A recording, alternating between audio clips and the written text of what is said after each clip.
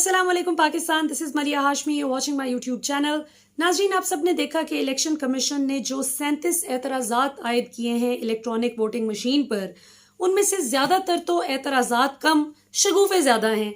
मसलन ये कहना कि मशीन की आज़ादी का कैसे पता चलेगा कि वो आज़ाद है या नहीं। माशाल्लाह, जब तक वो नारे नहीं लगाएगी आज़ादी के तब तक आपको पता नहीं चलेगा। या फिर ये कहना कि जी ख़वातीन का वोटर टर्न आउट कम होगा, वो टर्न ओवर नहीं इतना होगा, वो आएंगी ही नहीं वोट कास्ट करने। क्यों? ख़वातीन को एलर्जी है इलेक्ट्रॉनिक वोटिंग मशीन इस्तेमाल करने से? ये किस हकीम ने आपको बता दिया? फिर ये कि पाकिस्तान की आवाम तो इतनी पढ़ी लिखी नहीं है जी, वो कैसे इसको इस्तेमाल करेगी, और अभी तो टाइम ही बहुत कम है। माशाल्लाह, यानी एक तरफ कुछ लोग जो नाक़िदीन है हुकूमत के, वो ये कहते हैं कि हुकूमत जानबूझ के 2 साल पहले इस इशू को छेड़ रही है ताकि 2 साल के अंदर अंदर वोटर्स की इतनी प्रैक्टिस करवा दे पायलट टेस्ट कर करके कि वो इलेक्शन वाले दिन बिल्कुल ठीक तरह से इसको इस्तेमाल करें। और इसको इस्तेमाल करना नाजरीन फ़ोन को इस्तेमाल करने से भी ज़्यादा आसान है। मतलब इसमें सिर्फ all you have to do is push a button. लेकिन बकौल इलेक्शन कमीशन के आज मैं आपको एक स्टोरी सुनाऊंगी जो मेरी एक साहब से काफ़ी गर्मा गर्म अपने शो में बहस हुई।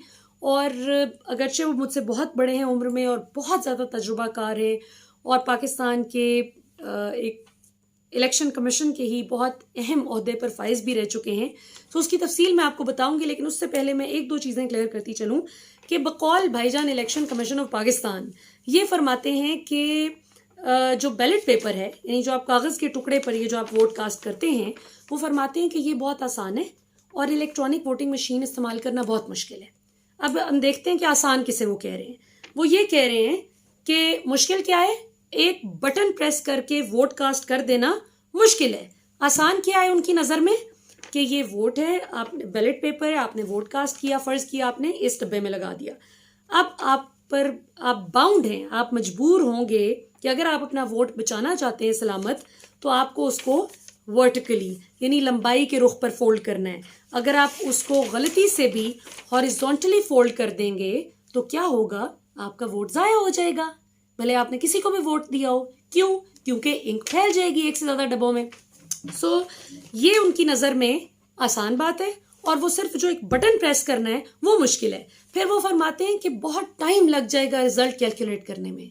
क्या बात है! यानी एक बंदे को आप पूरे स्टेबल पर फैला के रख दें कि तुमने 2 + 2 + 2 + 2 जो है वो करोड़ दफ़ा करके दिखाना है।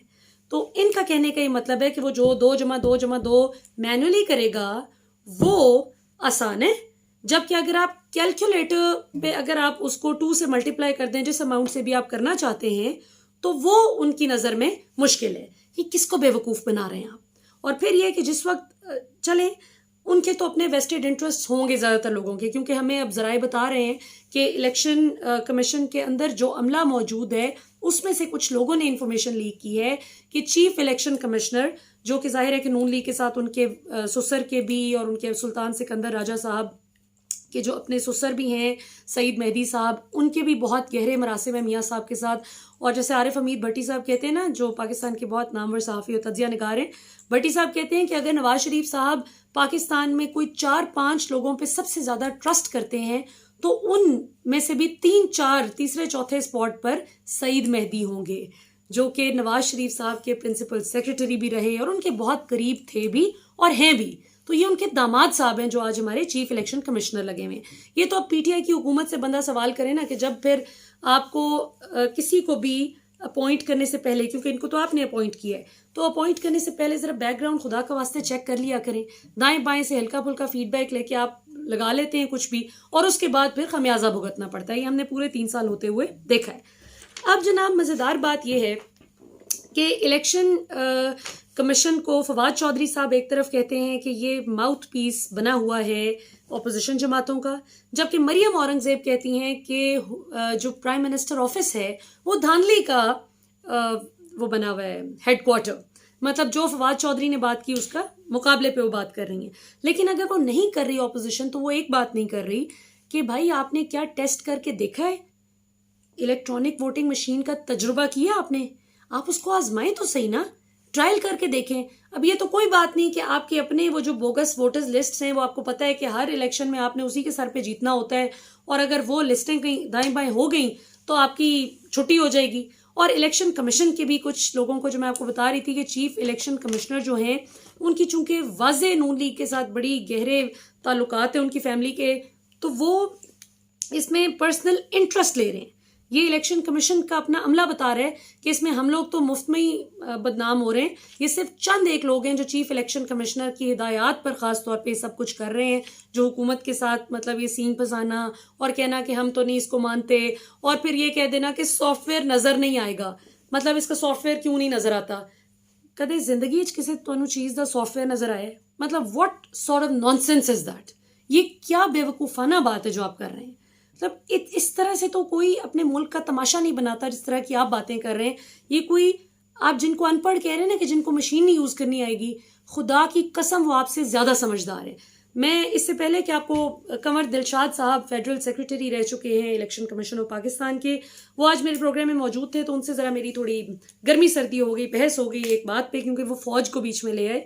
तो मैं आपको आखिर में वो बताने से पहले क्विकली एक चीज़ बड़ी इंटरेस्टिंग सी शेयर करना चाहती हूँ आपके साथ कि मैं एक जगह मौजूद थी और एक सर्टन ऑर्गेनाइजेशन के एक एम्प्लॉई ने, जो बहुत छोटे लेवल का एम्प्लॉई है, मतलब वो ड्राइवर की नौकरी पर फ़िलहाल डिप्यूटेड है, उसने एक बड़ी मज़े की बात की।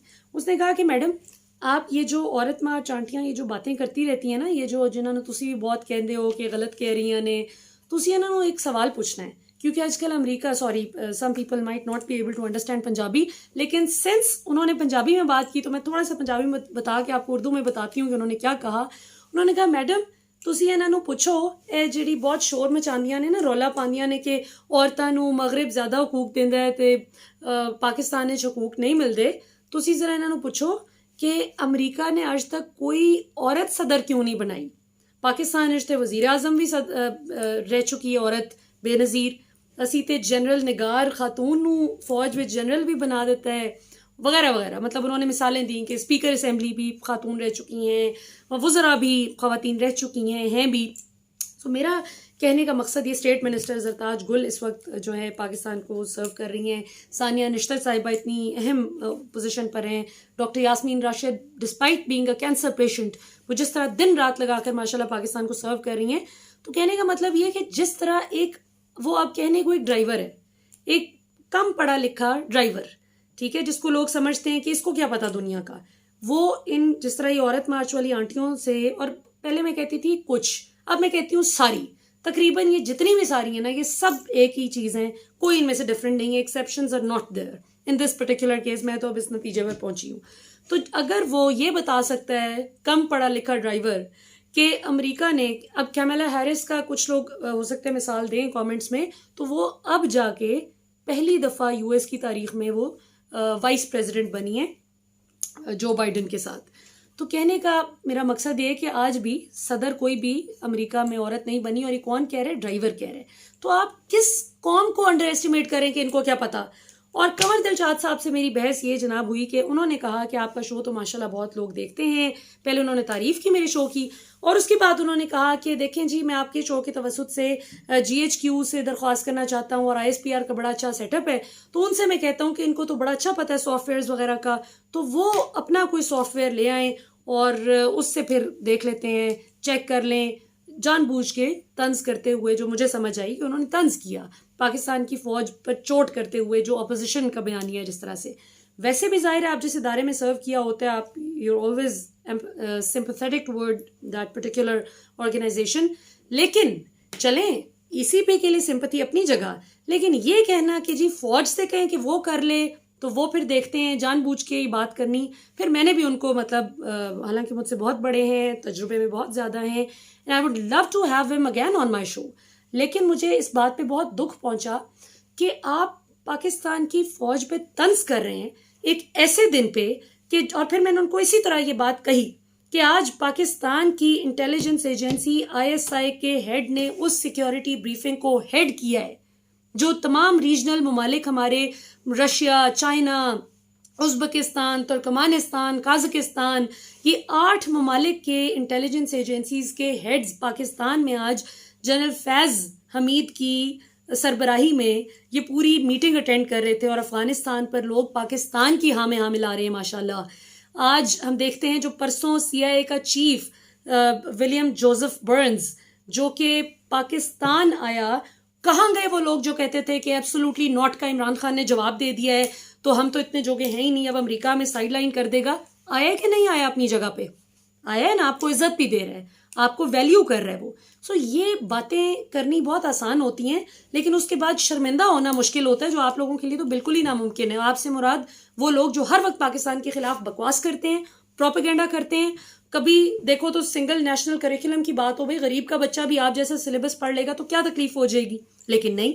और फिर बातें क्या कि ये देखें, ये सर पे दुपट्टे वाली पिक्चर्स लगाई हुई हैं बच्चियों की, और बच्ची नीचे बैठी हुई है, बच्चा ऊपर है। शहबाज गिल ने ठीक इनकी तबीयत साफ की औरत मार चांटियों की, और उसमें खैर गदीदा फारूकी भी शो में मौजूद थी, जिसमें और फिर शहबाज ने ठीक बात की है कि भाई आप जितने कम कपड़े कल से पहन के आना चाहती हैं, ये खवातीन जो एतराज़ करती हैं कि जी इमरान खान कहते हैं जी पूरे कपड़े पहने, आप बेशक बगैर जितने कम कपड़े पहन के आना चाहती हैं आ जाओ। मैं तो कहती हूँ जिसने बगैर कपड़ों के आने आ जाए, इमरान खान को कोई एतराज़ नहीं है।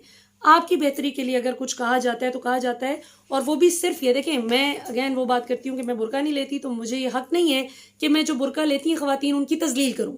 सो एक रिस्पेक्टफुल तरीके से आपको चलना है, एक डिस्टेंस मेंटेन करना है। अगर आप नहीं करना चाहते लोगों के साथ तो कोई बात नहीं, ना करें, बैठ जाएं गोद में हर दूसरे बंदे की, और वो फिर बताएंगे आपको पता चलेगा कि फिर इमरान खान जो बात करते हैं या दीन जो बात करता है वो कितनी दुरुस्त बात है। और आखिर में वो लोग, अब सॉरी मुझे इससे ना ये औरत मार चांटियाँ और ये सब याद आ जाता है, क्योंकि ये सब अब एक ही छतरी के नीचे आ गए ना अल्लाह के फजल से। यानी वुमेन राइट्स की छतरी में होमोसेक्सुअलिटी के भी तहफ़्फ़ुज़ के लिए निकल आए हैं कि जी पाकिस्तान में अगर कोई मर्द मर्द से शादी करना चाहता है, औरत औरत से शादी करना चाहती है, उसको इजाज़त दें। पाकिस्तान की फ़ौज पे जो भी बकवास करना चाहे उसको इजाज़त होनी चाहिए।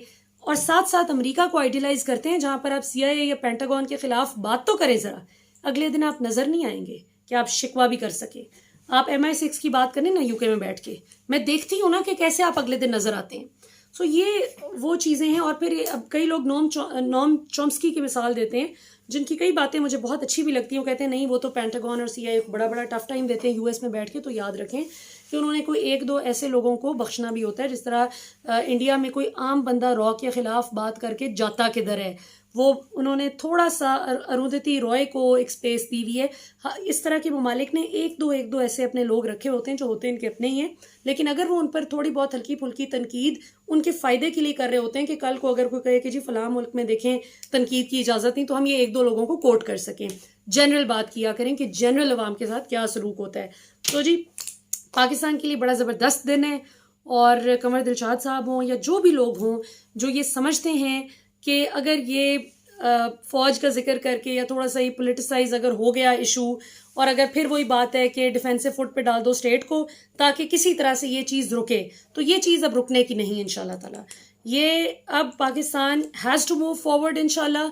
लोगों ने इमरान खान को वोट इसलिए की है कि एक बेहतरी आए, तब्दीली आए, बेहतर निज़ाम आए, और साफ शफाफ निज़ाम तभी आएगा जब आप डिजिटल वर्ल्ड में ज़्यादा से ज़्यादा एक्सेल करेंगे इंशाल्लाह। और जो लोग मिसाल देते हैं, जिस तरह इलेक्शन कमीशन कह रहा था जी साख मुतासिर हो जाएगी इलेक्शन की, तो अड्डी साख है कि जी मुतासिर हो जाएगी। कोई चीज़ मुतासिर होने के लिए उसका वजूद होना ज़रूरी है ना, उसका मौजूद होना ज़रूरी है, उसका वजूद ही नहीं है। डस्का में देखा नहीं था क्या हुआ था। कोई एक इलेक्शन, कोई एक ज़मीनी इलेक्शन बता दें जिसमें हार जीत के बाद जीतने वाला भी बेचारा गिल्ट का शिकार ना, और हारने वाला भी ना अपना सर पीट रहा हो कि देखें जी धांधली हो गई। तो इस धांधली शांधली के किस्से को अब ख़त्म करना है इंशाल्लाह, और पाकिस्तान को आगे निकलना है। पाकिस्तान जिंदाबाद।